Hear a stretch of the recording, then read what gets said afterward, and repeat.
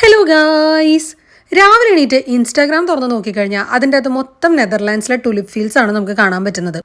അതും കണ്ട് മനസ്സമാധാനക്കേടോടുകൂടി നമുക്ക് ജർമ്മനിയിൽ ഇവിടെ ഇരിക്കാൻ പറ്റില്ലല്ലോ. അതുകൊണ്ട് ആ മനസ്സമാധാനക്കേട് മാറ്റാനായിട്ട് ഞങ്ങൾ മൂന്നുപേരും കൂടി ഇന്നൊരു ഗേൾസ് ഡേ ഔട്ടിന് വേണ്ടിയിട്ട് ജർമ്മനിയിൽ ഒരു ടുലിപ്പ് ഫീൽഡ് വിസിറ്റ് ചെയ്യാനാണ് പോകുന്നത്. നമ്മൾ താമസിക്കുന്ന പാഡർബോണിൽ നിന്ന് 3 hours ട്രെയിനിൽ ട്രാവൽ ചെയ്താൽ നമ്മൾ ഡ്യൂസൽഡോർഫ് എത്തും. ഡ്യൂസൽഡോർഫിലാണ് നമ്മൾ ഈ പറഞ്ഞ ടുലിപ്പ് ഫീൽഡ് ഉള്ളത്. സത്യം പറഞ്ഞ ടുലിപ്പ് ഫീൽഡ് കാണുക എന്നുള്ള എക്സൈറ്റ്മെന്റിലുപരി ഞങ്ങൾ മൂന്നുപേരും കൂടെയുള്ള ഒരു ഗേൾസ് ഡേ ഔട്ടാണ് കേട്ടോ ഞങ്ങളുടെ മെയിൻ ലക്ഷ്യം എന്ന് പറയുന്നത്. ക്ലാസ്സും വർക്കും എക്സാമും ഒക്കെ ആയിട്ട് ഭയങ്കര തിരക്ക് പിടിച്ചിരിക്കുന്ന ലൈഫിന്റെ ഇടയിൽ നമുക്ക് 3 പേർക്കും കൂടെ എൻജോയ് ചെയ്യാൻ പറ്റുന്ന ഒരു ദിവസം.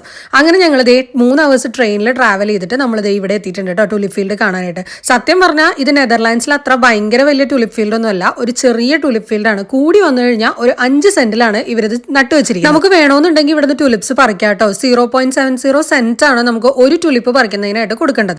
ഞങ്ങൾ പാഡർബോണിൽ നിന്ന് രാവിലെ 9:12 ഇറങ്ങി ഉച്ചയ്ക്ക് ഏകദേശം 12 മണിയായപ്പോഴാണ് നമ്മൾ ഡ്യൂസൽഡോർഫ് എത്തിയത്. ഡ്യൂസൽഡോർഫിൽ നിന്ന് അവിടെ നമ്മൾ വീണ്ടും ബസ്സിന് പോയിട്ടാണ് ഈ കാണുന്ന സ്ഥലത്തേക്ക് നമ്മൾ എത്തി. നല്ല നട്ടുച്ച വെയിലത്ത് ടുലിപ്പിന്റെ കൂടെ കുറെ ഫോട്ടോസും എടുത്ത് നല്ല രീതിയിൽ ടാനും അടിച്ചു കഴിഞ്ഞപ്പോഴേക്കും ഞങ്ങൾക്ക് നന്നായിട്ട് വിശന്നു കഴിഞ്ഞാൽ പിന്നെ ഞങ്ങൾക്ക് ആർക്കും കണ്ണു കാണൂല. അതുകൊണ്ട് ഡ്യൂസൽഡോർഫിലുള്ള ഇന്ത്യൻ റെസ്റ്റോറന്റ് ആയിട്ടുള്ള സ്വാദിലേക്ക് നമ്മൾ വെച്ച് പിടിപ്പിച്ചിട്ടോ ഫുഡ് കഴിക്കാനായിട്ട്. അവിടെ ചെന്ന് ഒട്ടും സമയം കളയാതെ വേഗം 3 ചിക്കൻ ബിരിയാണി ഓർഡർ ചെയ്ത് 3 മാംഗോ ലസ്സി ഓർഡർ ചെയ്ത് അത് അങ്ങോട്ട് നല്ല രീതിയിൽ ഇരുന്ന് കഴിച്ചു. നല്ല അടിപൊളി ബിരിയാണി ആയിരുന്നു കേട്ടോ.